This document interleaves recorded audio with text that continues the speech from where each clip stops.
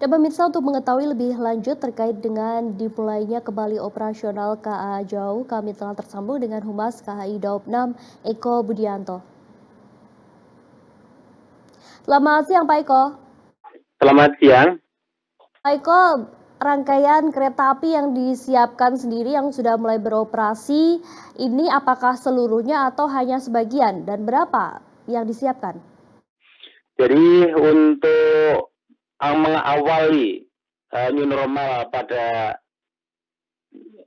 kesempatan ini PT Persero Daob 6 Yogyakarta mempersiapkan beberapa rangkaian kereta api terutama KA Sancaka. Ini keberangkatan dari Stasiun Besar Yogyakarta.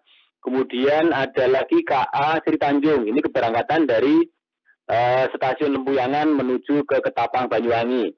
Ada beberapa KA lokal yang kita operasikan untuk menambah jumlah KA lokal yang semula hanya dioperasikan 4 KA atau 8 perjalanan. Dengan mulai tanggal 12 Juni ini kita menambah 6 perjalanan KA Pramek.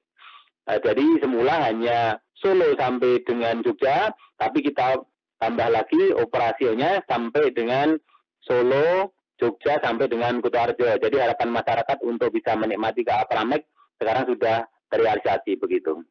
Baik, bagaimana kemudian dimulainya operasi ini? Apakah di stasiun sendiri sudah terlihat adanya peningkatan jumlah penumpang, Pak Eko? Untuk peningkatan jumlah penumpang, tadi kami mantau di lapangan bersama FIP Daob 6. Ini memang jumlah penumpang KA Sri Tanjung masih belum sesuai harapan karena baru sekitar 10 penumpang yang naik dari stasiun Lempuyangan. Tapi tentunya di stasiun Klaten, kemudian Purwosari, Sragen juga ada yang naik. Terkait dengan operasi perdana perjalanan KA reguler ini, PT KA Persero Daob 6 juga sudah siapkan seluruh perangkat, fasilitas maupun SDM untuk terus melakukan protokol sesuai yang sudah ditentukan oleh gugus tugas pusat tentang penanganan COVID-19. Misalnya untuk penumpang yang masuk di stasiun, pertama harus bermasker, itu pertama. Kemudian setelah itu sebelum boarding ini harus membasuh tangan. Kemudian boarding dilakukan secara mandiri, baru diperkenankan masuk. Dan untuk KA jarak jauh kita memberikan visit gratis kepada penumpang kereta api jarak jauh. Dan diharapkan untuk penumpang ini juga mengenakan pakaian lengan panjang, baik itu KA lokal maupun untuk KA jarak jauh. Demikian.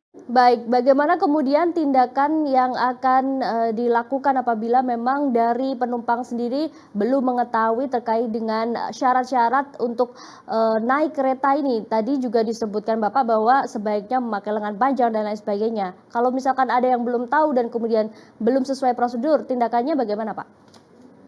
Tadi pagi memang ada penumpang yang terpaksa kita tolak karena tidak membawa rapid test atau negatif COVID. Jadi belum melakukan negatif COVID, jadi kami belum bisa memberikan tiket untuk orang tersebut. Jadi semua yang kami bisa antarkan ke tempat tujuan menggunakan kereta api tentunya sudah memenuhi syarat, baik itu menggunakan lengan panjang, bermasker, kemudian juga surat-surat seperti negatif COVID maupun surat-surat lain yang diperlukan. Jadi kami sudah menyiapkan petugas untuk meneliti semuanya, dan apabila ada yang tadi misalnya tidak bermasker, jelas kami akan menolak. Tindak lanjutnya seperti apa Pak bagi penumpang yang ditolak karena tidak sesuai prosedur, tiketnya ini akan bagaimana? Apakah bisa dialihkan untuk perjalanan selanjutnya atau bagaimana?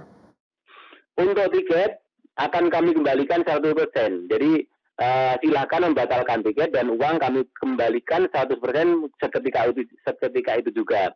Untuk perjalanan berikutnya tentunya kalau sudah melalui persyaratan yang memenuhi persyaratan yang sudah ditentukan, kami akan fasilitasi, kami akan layani sampai kami antar ke tempat tujuan begitu.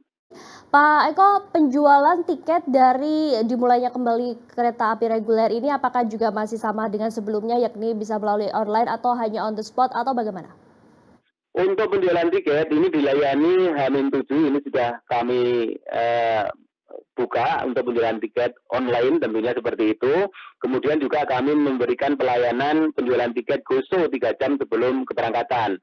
Namun kami berharap di saat kondisi seperti ini supaya masyarakat lebih mengutamakan kesehatan. Jadi membeli tiket secara online. Harapan kami seperti itu. Tidak perlu datang ke stasiun karena kalau membeli tiket secara online nanti juga smartphone bisa digunakan untuk check-in mandiri tanpa kami bersentuhan dengan petugas maupun pelanggan pengguna jasa kereta api.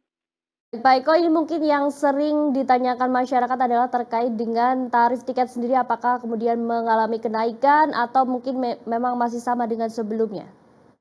Untuk tarif KA komersial tentu saja ini tetap menggunakan tarif batas atas, batas bawah begitu. Ini sudah protap kami.